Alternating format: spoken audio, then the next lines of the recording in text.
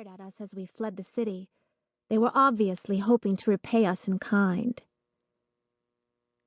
The windshield wipers rasped back and forth as Annika peered through the storm. The indicator kept beeping. Finally, Justin gave a shout, pointing to a sign emerging from the haze. Annika slowed the SUV to take the curve of the ramp, but the car's frame jolted. One wheel started to thump against the snowy asphalt, tugging the car to the left. "Crap!" Annika said. Haltingly, we eased down the ramp and came to a stop outside a vacant service station. A few scattered houses stood farther down the road. The snow blotted out the rest of whatever tiny town we'd ended up in. "Let's see how bad it is," I said with a sinking feeling in my stomach. As Tobias opened the door, Gav groaned. He was definitely waking up. I shifted into the middle seat to give him more room as the others got out, feeling my coat pocket for the bottle of sedative orange drink mix I'd made for him. Hopefully, I'd be able to talk him into swallowing a little more. Leo paused by the door. "You need anything?" he asked. "Not right now," I said. "But I think I'd better stay with him while..." Without warning, Gav pitched across my lap, clawing his scarves away from his mouth. A shudder rippled through his body, and with a sputtering gasp, he threw up. Orange-tinged liquid splattered the seat. Leo had jumped back.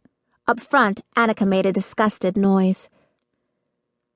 Gav sagged against me, and I wrapped my arm around him, fighting the urge to gag at the sickly sour smell already filling the SUV. He'd refused to eat anything the last 2 days. Maybe the dissolved pills had been too potent on an empty stomach. Maybe I'd given him too much. Or maybe, between the virus and the lack of food and our inability to give him even the most basic treatment, his body was giving up altogether. I blinked hard and shoved that thought away. "Gav?" I said.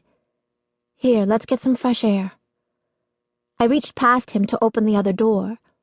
The breeze sprinkled snow over us, but it carried away the worst of the smell. Gav mumbled something I couldn't make out. "You want some water?" I asked him. He didn't answer. When I raised my head, the others were hovering in a semicircle by the back of the SUV. "The tire's done for," Tobias said, "and there's no spare." "Okay," I said, forcing myself to focus.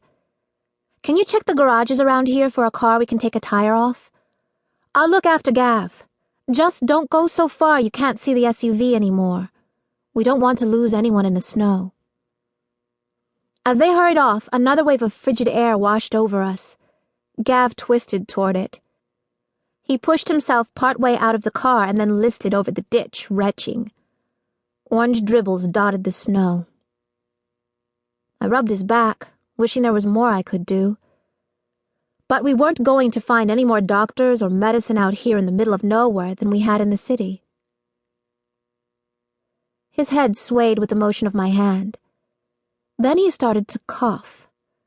I grabbed my bottle of regular water and paused. It might help his cough, but I wasn't sure his stomach could handle anything right now. He reached back his hand, and I let him take the bottle. He sipped just a little before setting it down on the car floor. "How are you doing?" I asked.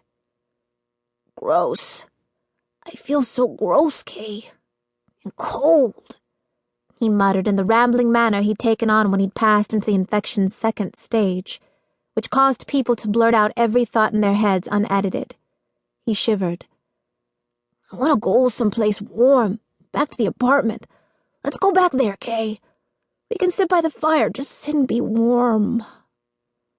"It'll be warm when we get the car going again," I said, trying to sound reassuring around the ache spreading through my chest.